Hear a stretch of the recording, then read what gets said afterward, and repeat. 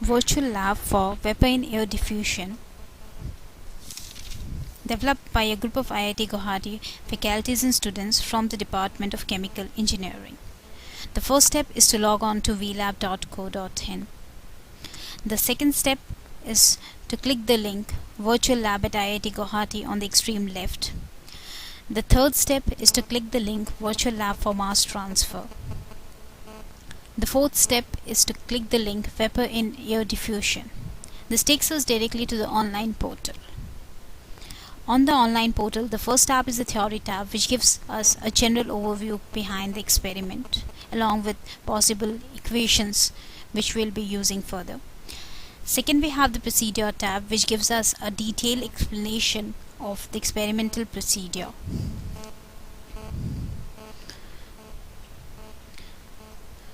There is a stepwise discussion of each and every step, along with the setup description, which consists of glass T-tube, constant temperature water bath, air pump, traveling microscope, volatile components is filled in the T-tube, and air is passed. The experimental videos for level of carbon tetrachloride at time t is equals to 0 and time t is equals to 6 hours has been shown, along with the animation of the experimental setup as to how carbon tetrachloride disappears with time. The next tab, we have the Experimental Calculation tab. In this tab, one set of entire experimental calculations have been shown. The time from commencement of the experiment, liquid level, and the difference between the liquid level and time divided by liquid level, that is the rate, has been discussed. Finally, a graph between x minus x naught and time divided by x minus x naught has been plotted.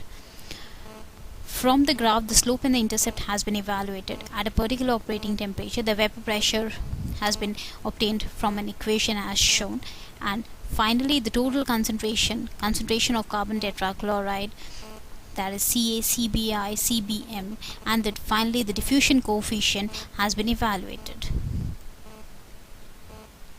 And lastly, we plot a graph of the diffusion coefficient. The next tab is the LabVIEW calculation tab, which consists of snapshots of the virtual experiment. In the first part, the input is the temperature, and the user's data is the CBM, CT, Ca, and the vapor pressure. In the next step, the time, main scale reading, and the vernier scale reading are the input, and the virtual outputs are the MSR and the VSR values. The user has to enter time, MSR, VSR values. After the virtual experiment is done, the user has to calculate the slope and the diffusion coefficient using the virtual data and suitable graphs, and then has to enter those values in the space provided with the pink background. The next step is basically meant for comparison of all the virtual data with the final virtual diffusion coefficient. The next step is the concluding step, which gives the user possible reasons of deviation from the actual data. The next tab is the pre-experimental quiz tab. Here, general quiz related to the experiments are presented as multiple choice. All the user has to do is select a particular choice and press the submit button, which enables the user to know whether he is right or wrong. The next comes the video tab. In this video tab, we have two links. One is a LabVIEW video and the other is a experimental video. These two videos gives user further insight as to his performing the experiment in actual, along with detailed description of both.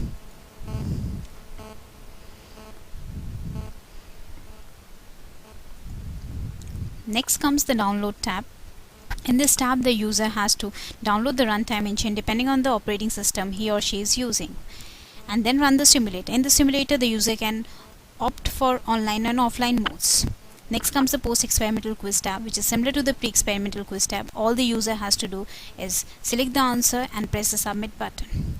Next comes the help tab, which consists of general instructions as to how to run and stop the simulator. Finally comes the feedback tab, which enables the user to share his or her experience, both good and bad, with the developer.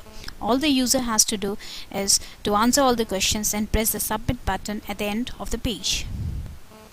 The user has to go back to the simulator, download the online offline mode and run. Though going on to the virtual experiment, we would like to go ahead with the real world experiment. This is the experimental setup showing the microscope and the water bath.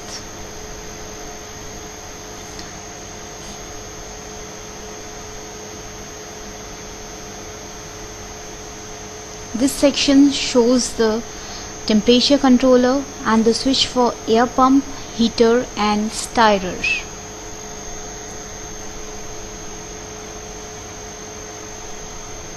We on the heater and set the temperature to 45 degrees Celsius, and then the stirrer so that the water bath attains 45 degrees Celsius.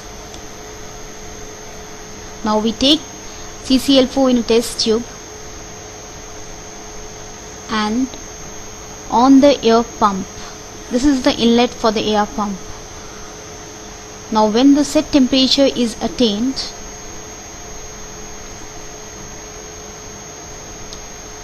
we on the air pump and put the air pump inlet to the test tube and insert the test tube into the water bath. Slowly diffusion takes place. With the help of the microscope, we can measure the height. After an interval of every 30 minutes, we measure the height and we see that the height gradually decreases as diffusion takes place. This is the scale of the microscope. By using a magnifying glass, we can have the actual measurements.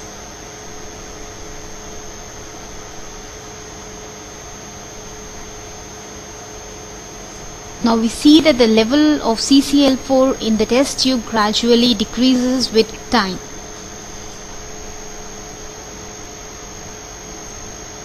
This is the level after 3 hours. Now we off the system